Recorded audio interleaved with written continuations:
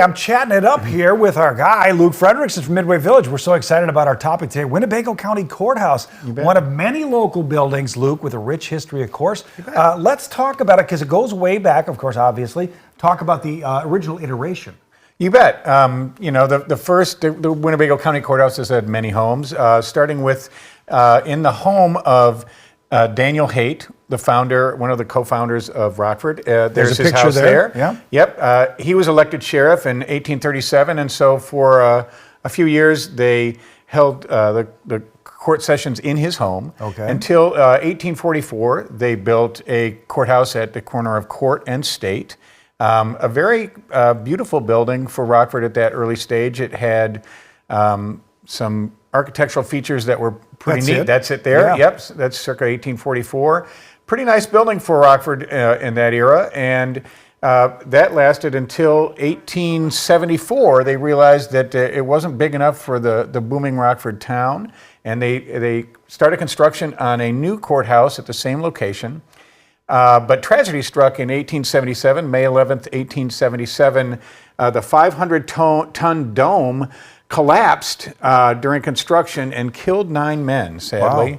Wow. A coroner's jury found that the architect, Henry Gay from Chicago, was partly responsible, but also the county board and the contractor were also partly responsible for not supervising the construction. It was a sad tragedy, but it was redesigned and rebuilt in 1878, and that was the really nice courthouse that lasted until about 1970. That's the courthouse a lot of folks identify. You see it there. Yeah, that's it. the nice courthouse there. It was described as a French Venetian architectural style with some American flair. I don't know exactly what that means, but you can kind of see there are 4 statues on the corner of the roof.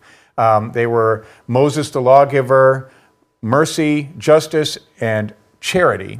And as you can see the dome there being removed in 1964 for safety reasons.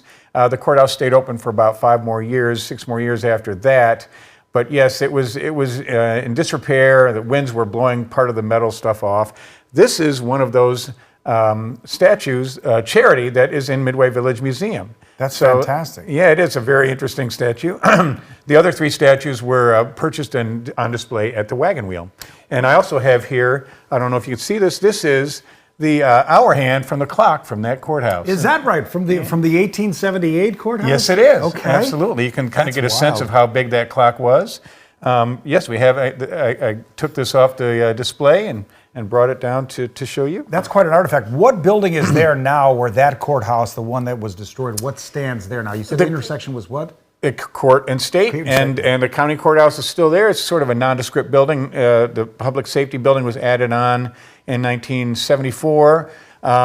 You used to be able to drive underneath it, but they closed that off after 9/11. So it's still the home of the county courthouse.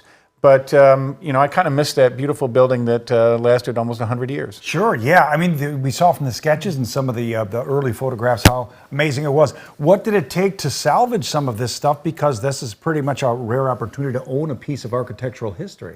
Well, yeah, we're just thankful that some of this stuff was able to be saved, and so we can tell the story in the museum. Yeah, fantastic. What's going on at the museum? Everything going good? Yes, it is. We had a great living history event last weekend, Christmas in the Trenches, which celebrated the 1914 truce in World War I. And it was pretty good weather for that. We had a nice turnout. Fantastic. Next week, are we going to see you live from another country? Is that the plan? You're spoiling the surprise. Yes, Okay, I'll be traveling anymore. for Christmas, but I'm going to try and zoom in and share some history